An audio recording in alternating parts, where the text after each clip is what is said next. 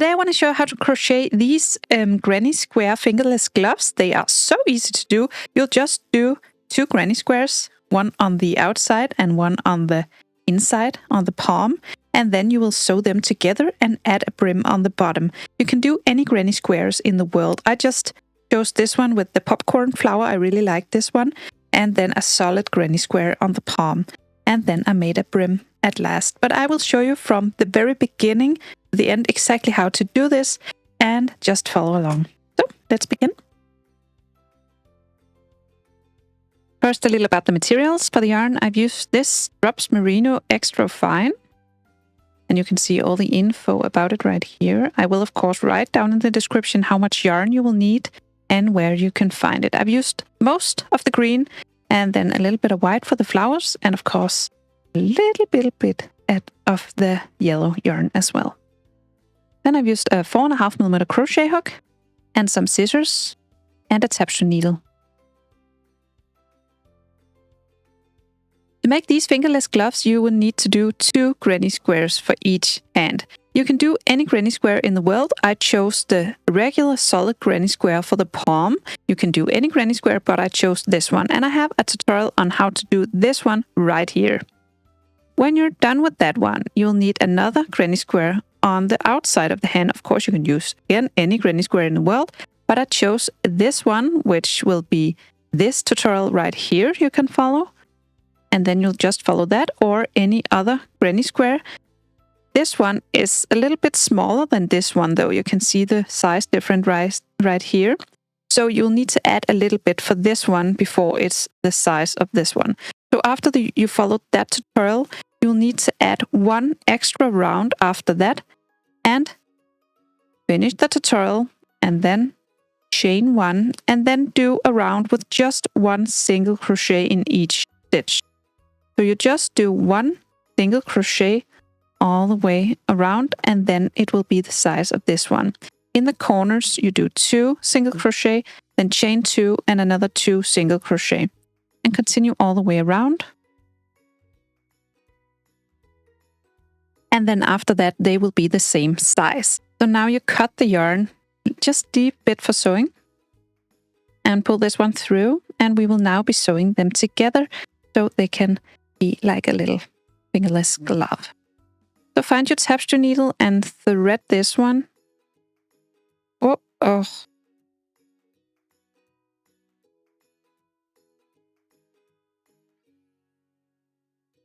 And then we will be putting them on top of each other. You will sew them together on the back side or on the inside of the glove. So you will put them together on top of each other with the front facing each other. So you will sew them on the inside of the glove. On this side, you will leave a gap for the thumb. So on the first side right here, I will sew them together just like this with the whip stitch. So just from one side to the other. And this will be for 2 centimeters. So on this side, I will sew them for 2 centimeters, and up here I will sew for 1 centimeter.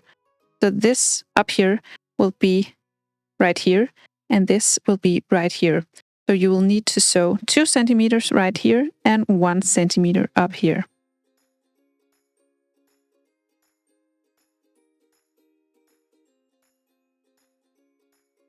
Then just weave in your end and continue up here.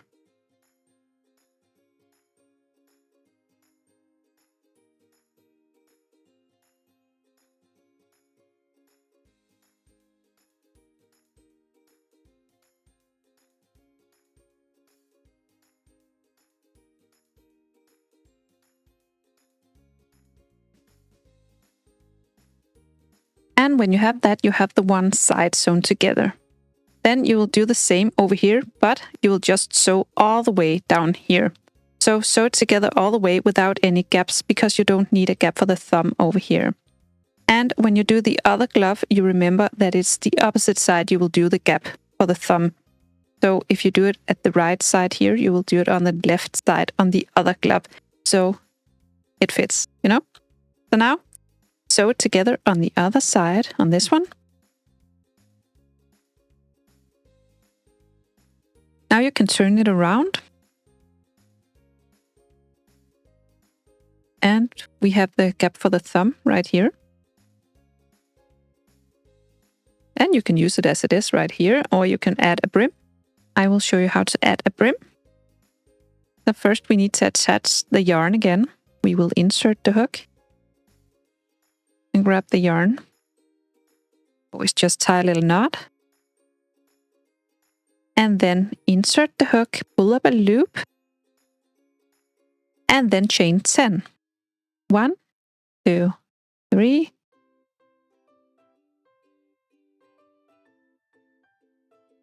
and 10. Then we do a single crochet in each chain all the way back. So skip the first one, skip the first chain, move on to the second one, and single crochet. And then do 1 single crochet in each chain all the way across or all the way back.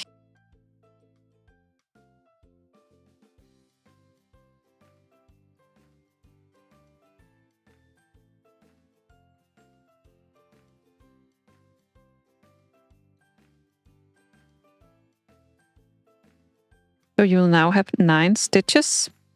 Then you find the bottom of your glove down here. And in your next stitch, you do a slip stitch. So insert the hook, grab the yarn, pull through, and then in the next stitch as well, a slip stitch. All right. So that now you have your 2 slip stitches down here. Now you turn. And then you skip the 2 slip stitches. So just pretend they don't exist. You don't chain or do anything. You skip your 2 slip stitches down here. Then you move on to the first stitch of your rib and insert the hook in the back loop of the stitch and single crochet. And in the next stitch as well, a back loop single crochet. And then you work a back loop single crochet in each stitch all the way to the top.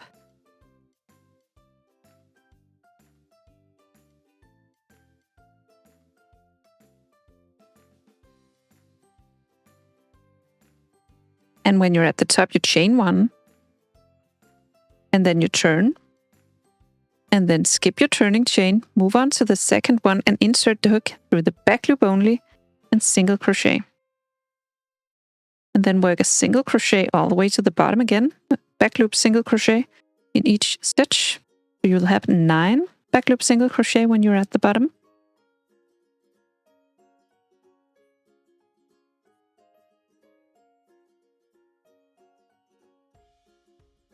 And at the bottom, you find your next stitch, this one, and do a slip stitch into this, and a slip stitch into the next. Then you turn, and then you skip your 2 slip stitches, and then you back loop, single crochet, and then work a back loop single crochet again all the way to the top. And you continue like this all the way around the bottom of your glove.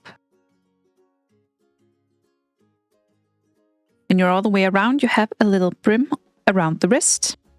I will now cut the yarn just to connect this, so I will sew it together with my tapestry needle, but you can always just do a seam with your hook and just do a single crochet or a slip stitch through both layers all the way down. That's totally up to you. I just really like doing this with my tapestry needle. So I will now thread this one and sew these together.